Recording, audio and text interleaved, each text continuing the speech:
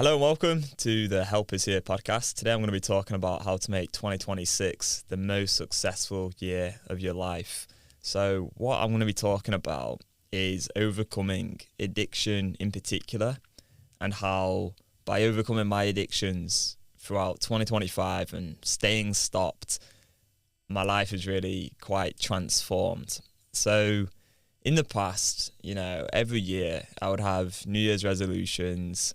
I'd be really into self-improvement. I'd be trying to stop engaging in certain behaviours. For me, it would usually be pornography. That was the main one.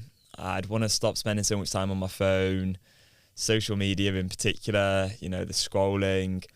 Other times I was trying to lose weight. I was trying to get in better physical shape. I was trying to stop playing video games, stop drinking quite as much alcohol. So I had all these behaviours in my life that I really wanted to stop. But each year, I would fail to really stop these behaviours. And I'd have all these big, ambitious goals with crazy sort of timelines to achieve these goals. And each year, I'd finish the year and look back and I'd go, geez, I ended up nowhere near where I really wanted to be. And I didn't really understand that there was such a strong correlation between the behaviours in my life, particularly the compulsive behaviours, and my inability to achieve the things I wanted to achieve. I don't think I really registered that. I was kind of in the motivation, willpower phase of my life and believed that, all I needed to do was do like 500 push-ups and listen to David Goggins, and it didn't work. I'd always end up having these really strong desires, these big urges, and I'd end up relapsing to porn. And then I'd be on like this up and down sort of trajectory, not even trajectory, just like this cycle, like just this complete cycle, roller coaster really, of ups and downs in my life, like very unstable is what I'd say. And outwardly I was okay, most of the time anyway. Socially, fine, got on with family, friends, worked a reasonable amount. But there was always something really missing from my life. And I think one of the things missing in a way was that peace of mind, that understanding of the different thought patterns I had, and knowing how to just be consistent and stable, because I was always like searching for more. It was always another self-improvement book, another David Goggins motivational video. I remember like years ago, I literally would wake up and I'd do plank for like 30 minutes just listening to like motivational videos on YouTube. And I think, that might sound like impressive, like, oh wow, you're doing that. But looking back, I was just so far away from really fixing up my life because I was misunderstanding the problems I had in my life. I thought that the lack of confidence, the lack of self-esteem was all being caused by me maybe not being strong enough, like not physically strong enough, maybe not having enough money and things like that. But it wasn't. The reason I had like low confidence at times and this instability in my life, and potentially not potentially, just like genuinely having arguments from time to time. I would have a few like disagreements and arguments with people, a lot more I think in the past, and little fallouts that were quite petty, and different friendship groups as well, like making friends with someone for a little while and then not necessarily staying friends with that person. Whereas nowadays I'm like so clear on who I want to be friends with in my life, like who I let into my life and who I'm quite like, no, like I'm not going to go near that person because maybe they've got some of their own problems, and I don't want to get into friendships with people who have like a lot of problems themselves. And that might sound quite selfish, but that's more just because I respect my own boundaries, and I've already got my friends and my family and the people I want in my life. So if someone's got a lot of personal stuff going on, I kind of want to keep those boundaries very solid. Yesterday I was in the office and someone actually asked me to come round to their flat in the evening, and I politely rejected that offer because they were actually struggling with quite a few things and they were looking for a bit of support in their life. But we were not really friends, to be fair. Like, they're just a kind of a casual acquaintance kind of person. So, that could have been the start of a friendship, but I knew I wanted to have those very clear boundaries in place. I also had plans for my girlfriend, so I was kind of busy anyway. But look, not to say I'm not there for people. It's just I know how to respect my own time. And getting back to this whole thing. So what's really led to this massive difference in my life? Like, why am I now completely against like a lot of self-improvement stuff, you know, the motivation, the willpower? Why am I now so much more grounded and consistent? And that's not to say I'm not going to have like a little bit of a laugh and, you know, maybe make a few mistakes in life here and there, but there's no longer these great extremes, you know, these highs and lows. It's like, generally speaking, things are pretty solid, pretty consistent. You know, we've posted probably like 200 plus videos this year. Turned up to pretty much every group call every week inside of the business. You know, sent out, I don't know, maybe 200 emails, 200 blog posts. Yeah, like everything has just been a million times more consistent this year. So why is that? And I'm getting a call right now. Let's see who that's from. Oh, that's my grandma. That's another thing, you know, I'm on top of my Christmas presents. I'm sorry, Grandma, I'm going to have to decline that one. But yeah, like I'm on top of my Christmas presents. Everything's wrapped up. I sent out Christmas cards this year. I never send out Christmas cards. And I'm not saying all this just to suck my own dick or something. It's just I want to get across that when you're out of an addiction and you prioritize eliminating the behaviours in your life that are really messing up your mental health, everything is just a million times easier. Like, that's really the point of this podcast, is what so many people are trying to do, and this is what I did for like 10 years, is add more and more and more. More routines, more habits, more books, more information, more content. And I think the biggest thing that I've learned this year overall is really that less is more. Andy over there in the podcast studio is going to love me saying that, because every time we go out, he's always telling me less is more, Tom, because sometimes I'll start going on maybe a little tangent and I'll have one idea and then another idea and I'll get quite excited and passionate about it. But honestly, consistency is key. I used to be in a different coaching program paying quite a lot of money, you know, £400 every single month. It's more expensive than my own coaching program that I run.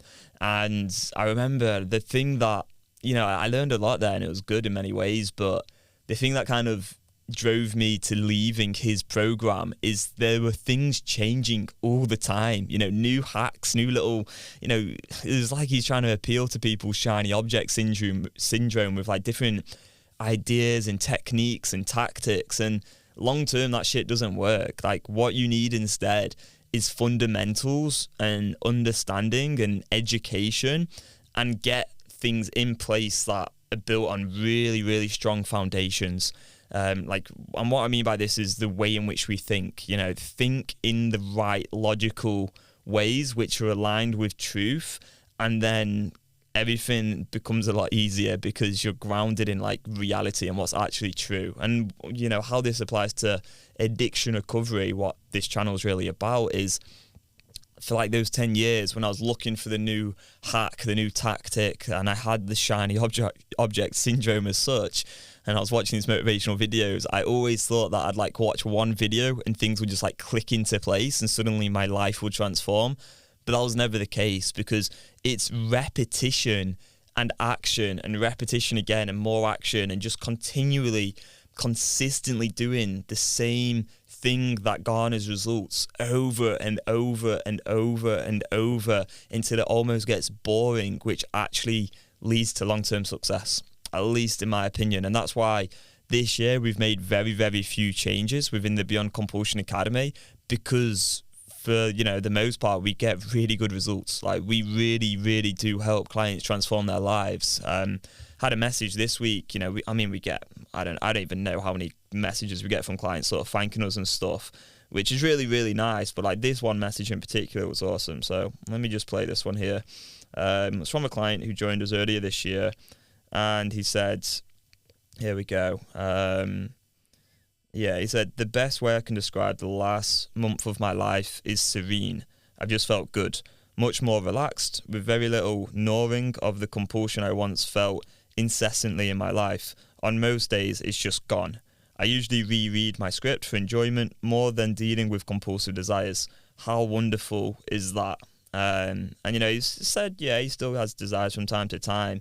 And he said at one point as well, a year ago, I would have relapsed. I would have retreated to closets and bathrooms, disregarding my wife and son to get the hit. That doesn't happen anymore. I'm choosing to engage with my script and really feel and meditate in the significance of all 5 parts of it. I'm still present for my family. I feel so good. I'm so thankful for what you both have taught me. Thank you for this new life. You've given me serenity.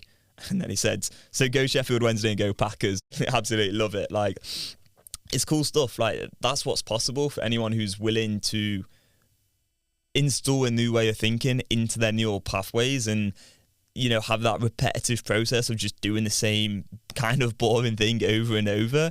And here's the thing as well, right? When it comes to addiction recovery, this is so key. And it's something that I do want to work on further in 2026, is getting across this message, especially within the Beyond Compulsion Academy, because it is of complete significance. It is so important. And in fact, before I share this, I'll read another message out from a client, just like a snippet of it. But we had a client this morning message saying, so he's not watched porn since October the 31st, right? And he was going on to say some other stuff about that. But like right away, I saw an opportunity for a reframe there, because he's focusing on not watching porn. That might sound good, but to me, that isn't really the best way of thinking about things. Because if you're focusing on not doing something, you're still kind of creating a bit of resistance in your mind and some deprivation-based thinking. Because at all times, we're always doing something, right? So we're always choosing an action, or we're always choosing to think in a certain way. And the way in which we think is so important. And if we start thinking about not doing stuff, then, well, one, it's just impossible. Like, literally any dead person at any time cannot watch porn. Like, there's nothing to be proud of if you're simply focused on not watching porn. This is why NoFap doesn't work as well, because like everyone's focused on not doing something and counting days of how long they can go without doing something, like not doing something. But there's no actual action that they're choosing to do. And I'm not talking about some kind of replacement substitution action. I'm not talking about going, you know, instead of watching porn, go and, you know, listen to David Goggins and do push-ups, or go to the gym, or build a business. That's absolutely not what I'm getting at here. Instead, what I'm talking about here is that when people go on the NoFap streaks, they're so focused on not doing the behaviour that it basically puts the behaviour on this massive pedestal, and it creates this friction, this deprivation, this, oh God, like, oh, you know, I kind of can't have this thing that I want to do, and, you know, it's I'm just going to try not to do it again, and not do it. And even just hearing those words, like, not watch porn, it doesn't create any like nice feelings, because it's like, it's not true. Like, it's based on really, really bad foundations, like bad fundamentals, because it doesn't align with the truth, which is that we're always choosing something. So instead, like, I replied to this client this morning, and I was saying, in fact, I'll read out my message. So I said, one big shift that will help here is reframing what you're choosing to do and why. You are choosing temporary discomfort. And I was explaining, you know, you can apply this concept to other things as well, like objectifying women. Instead of trying not to objectify women, in that moment, you can use the desire as an opportunity to rewire your neural pathways by getting connected to the desire, you know, thinking it through, choosing the temporary discomfort. And that's what the script is designed to do. So this is like what we do inside the Beyond Compulsion Academy, is we help people build a script which is based on these really solid foundations which have worked for over 36 years. And then this script is really focused on you choosing to do something in that moment of the compulsive desire, which is inevitable due to the repetition of engaging in the behavior in the past. You're going to have these desires. So what you're doing with the script is you're actually choosing to think through that desire and make a rational choice in that moment, which rewires that neural pathway. So you're actually doing something in that moment. We're not like focused on not doing something, because that doesn't work long term. It might get you a good streak. You know, I've been on 90 days of NoFap countless times in the past, and I always relapse because I was so focused on not doing something. So I'd relapse, be back in the addiction, and then I was going and watching more David Goggins, and then relapsing like 90 days later, and it was just a complete mess for like 10 years.